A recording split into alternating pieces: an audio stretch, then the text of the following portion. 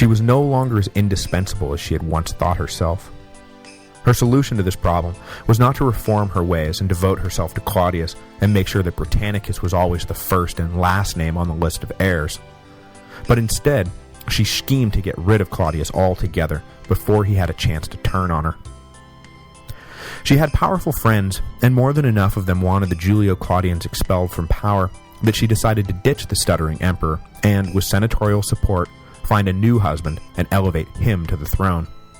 The Julio-Claudians would be out.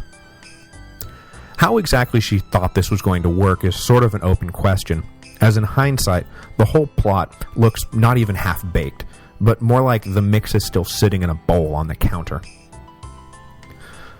Messalina had hooked up with a consul designate named Gaius Silius, an attractive, intelligent, and well-bred man who Messalina hoped would make a fine emperor.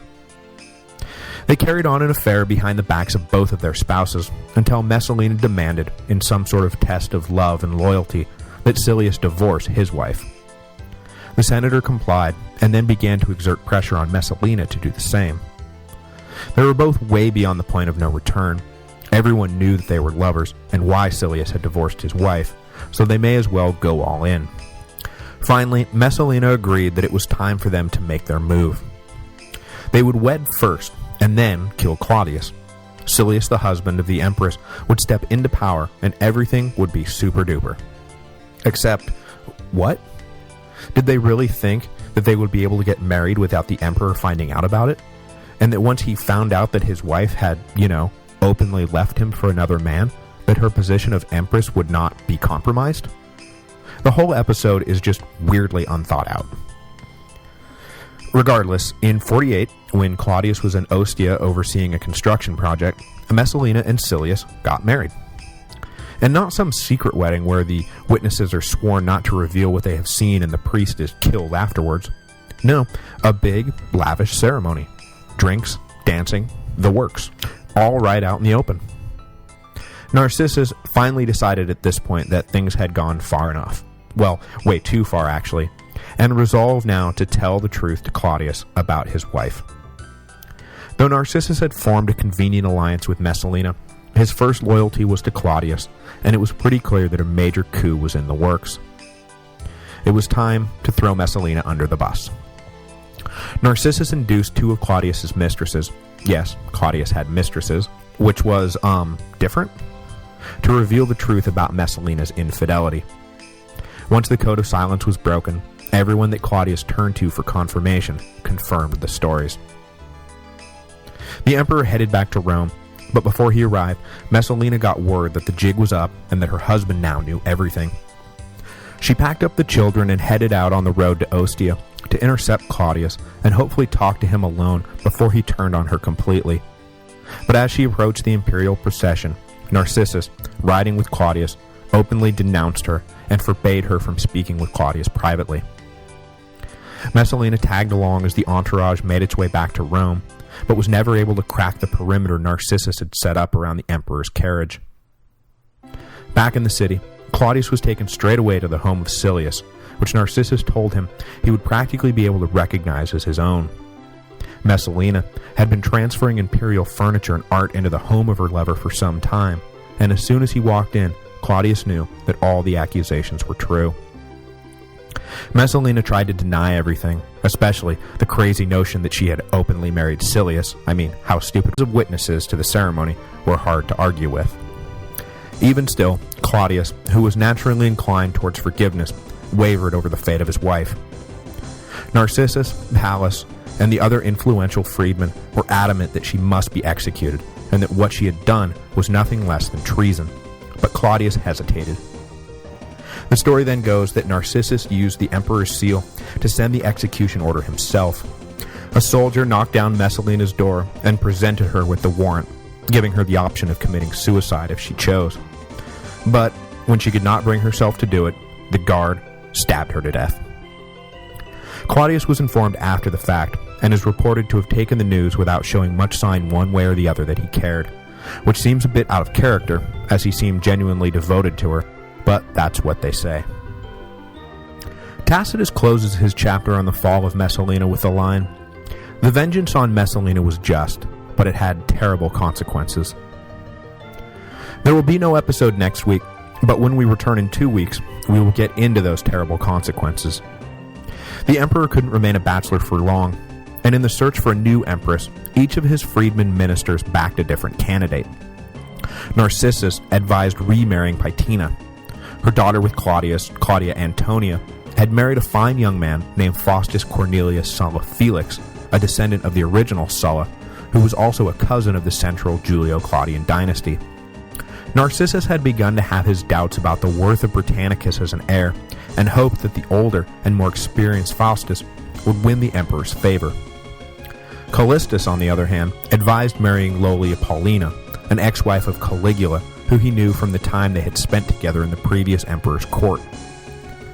You can see that each of the freedmen was backing a different horse, not just because they thought that their preferred candidate would be better for Claudius, but also because they thought that she would be better for them personally. The Secretary of the Treasury Palace, though, would eventually win the argument. He pushed for a union with Agrippina. The Julians and Claudians had been split from the time of the rivalry between Tiberius and Germanicus, and it was time to heal the rift. Plus, Agrippina and her son would always be a rallying point for dissidents as long as they remained outside the dynasty. Co-opt them, and a major threat to Claudius would be instantly eliminated. Claudius was moved by these last points and decided to marry Agrippina on New Year's Day of 48 AD. Now, this decision was not without controversy. We have covered a few marriages so far that would be considered incestual by our standards, but did not raise an eyebrow in ancient Rome. But a man marrying the daughter of his brother? That, my friends, is incest. The people were shocked, scandalized by the news, and they hated it, hated it, hated it. But it was not the scandalous nature of the marriage that was the terrible consequence that Tacitus referred to. Rather, it was what happened once Agrippina got into power. Like Livia before her, she strove with a single-minded purpose to place her own son on the throne, and there is no arguing that Nero becoming emperor was a terrible consequence indeed.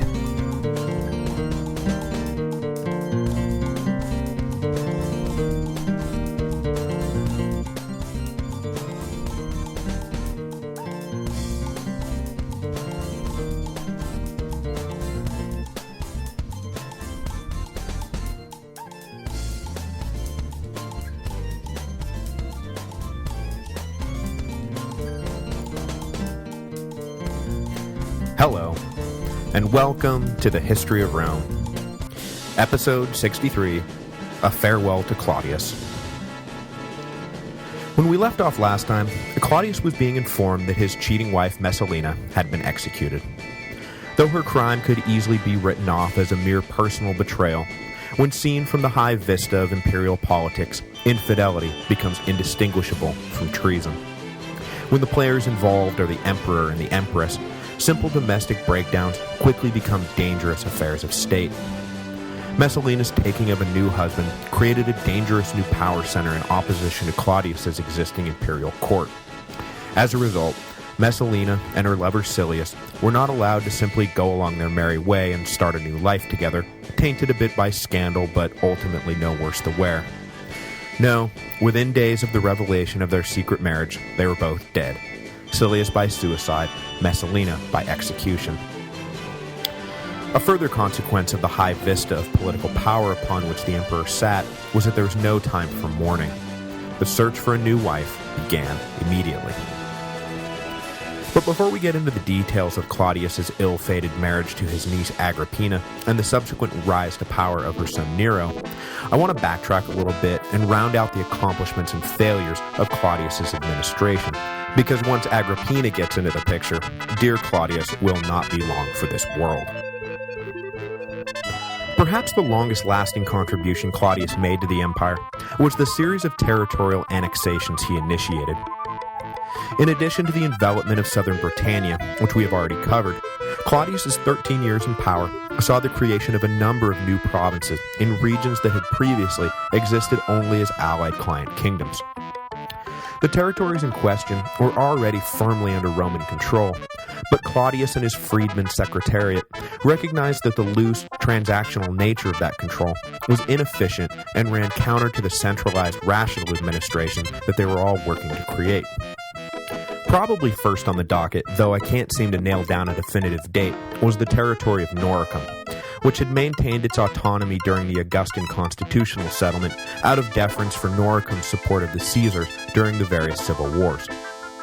This annexation amounted to little more than declaring it so, as Noricum was already fully incorporated into the empire in every other sense of the word. The locals accepted the change with a shrug, and you get the feeling that a few of them might have actually been surprised to learn that they hadn't been a province this whole time. Next up were the territories of Lycia and Pamphylia in southern Anatolia, which were annexed in 43 AD. The region had existed as an independent federation of cities since the time of the Third Macedonian War, but, like I said, it was time to streamline imperial administration. Put up no great fight when word came about the reorganization. Finally came the official seizure of Thrace, the wild country between Macedonia and the Hellespont. The independent-minded hill tribes of the region had long fought to maintain independence not just from Rome, but also from each other, and when the Roman-backed but only vaguely recognized client king of, quote, Thrace was murdered in 46, Claudius decided to just impose Roman order rather than go through another round of intertribal squabbling about who ought to be the next king. These acquisitions all went relatively smoothly, but two additional territories gave the Romans trouble in their consolidation efforts. In the west, Claudius inherited a mess created by Caligula in what would become the two administrative provinces in Mauritania. Back in 40 AD, Caligula decided that he wanted direct control of the region, and had invited the client king of the North African territory to Rome for a meeting. As soon as the unsuspecting monarch arrived, though, Caligula had him seized and executed. Immediately, a revolt broke out back in Africa against the Roman officials sent by Caligula to annex the region into the empire. The incident played a part in the decision to assassinate Caligula, as senators and officials were appalled by the totally unnecessary destabilization of an otherwise peaceful corner of the empire. When Claudius became emperor, though, he was obliged to follow through on the annexation. Whether or not it was the right thing to do was now irrelevant. Men were up in arms against Rome, and that was unacceptable. Though most of the details have been lost, it seems that it took a few years to put the revolt down before Mauritania too formally joined the empire. In the east, Claudius dealt with the forever maddening province of Judea. The region had been incorporated into the empire in 6 AD by Augustus, but after the good poke in the eye Caligula had given the locals when he tried to have a statue of himself placed in the Temple of Jerusalem, Claudius thought it prudent to grant Judea autonomy under the rule of his friend Herod Agrippa. When Herod Agrippa died 3 years later, according to Christian tradition, smoten by the Lord for the crime of imprisoning the Apostle Peter and executing the Apostle James, control of Judea passed back to Rome. Claudius then handed autonomy back to Herod Agrippa's son in 48 AD in an attempt to maintain some kind of Roman jurisdiction over the notoriously independent Jews who agitated constantly against foreign rule. The relationship between Judea and Rome will remain contentious for years, until finally, in 66 AD, the so-called Great Revolt will break out, leading to the destruction of Jerusalem and the Jewish diaspora of 70 AD, which we will deal with in more detail later. Taken as a whole, Claudius's reign marks the most active in terms of territorial acquisition we have seen since Augustus, and will remain unmatched until Trajan gets the expansionary itch in the early 100s AD. At thehistoryofrome.typepad.com, there is a map of all the provinces brought into the empire during these years.